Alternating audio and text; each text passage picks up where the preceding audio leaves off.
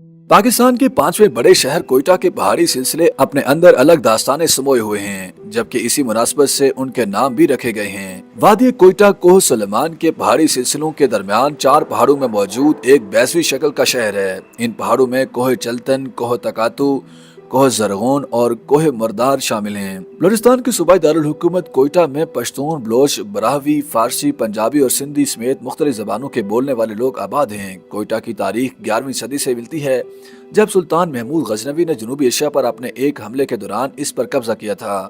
उस दौर से ये शहर तारीख की किताबों में मौजूद है। 1543 में मुगल बादशाह हुमायूं ने सफेद फारिस की वापसी पर कोयटा में आराम किया।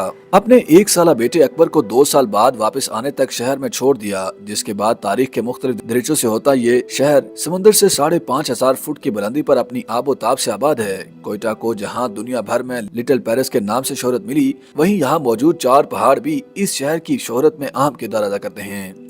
वादी कोयटा कोह सुलेमान के पहाड़ी सिलसिलों के दरमियान 4 पहाड़ों में मौजूद एक बैसवी शक्ल का शहर है। इन पहाड़ों में कोह चलतन, कोह तकातू, कोह जरगोन और कोह मरदार शामिल हैं। इनसे माजी की कई दास्तानें भी जुड़ी हुई हैं।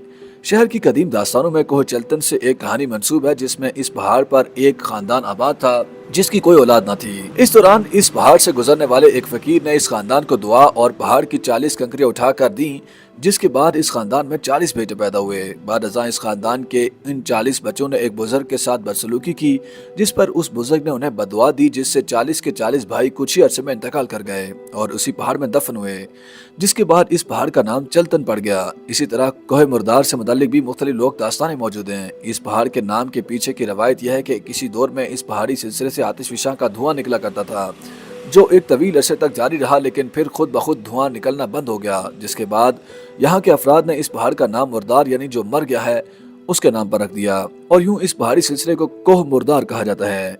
कोह जरगून को कोह जरगून इसलिए कहा जाता है कि ये पहाड़ हमेशा से सरसब्ज और शादाब रहा है, जबकि इस पहाड़ पर मुख्तलिफ किस्म के फूल भी उगा करते हैं, जिसकी वजह से इसे पश्तो ज़बान के लफ्ज़ जरगून, जिसके मानी सब्ज के हैं, उस पर रखा गया है। कोह तकातू पर जानवरों की चरागाह की वजह से इसे तकातू कहा जाता है। वादी कोयटा के अतराफ में मौजूद ये तमाम पहाड़ संगलाख हैं, जिन पर बड़े बड़े दरख्तों का परवान चढ़ना मुमकिन नहीं, जबकि पहाड़ों पर कई जड़ी बूटियाँ उगती हैं जो माजी में अद्वियात में इस्तेमाल की जाती थी। YouTube पर गूगली न्यूज देखने के लिए youtube.com की सर्च बार में गूगली न्यूज टीवी टाइप करें। गूगली न्यूज के पेज पर सुर्ख रंग के सब्सक्रिप्शन वाले बटन पर क्लिक करना ना भूलिए। YouTube पेज पर अपलोड होने वाली वीडियोस से बाखबर रहने के लिए बेल आइकन पर क्लिक कीजिए। आपको हर नई वीडियो के बारे में नोटिफिकेशन मौसूल हो जाएगा।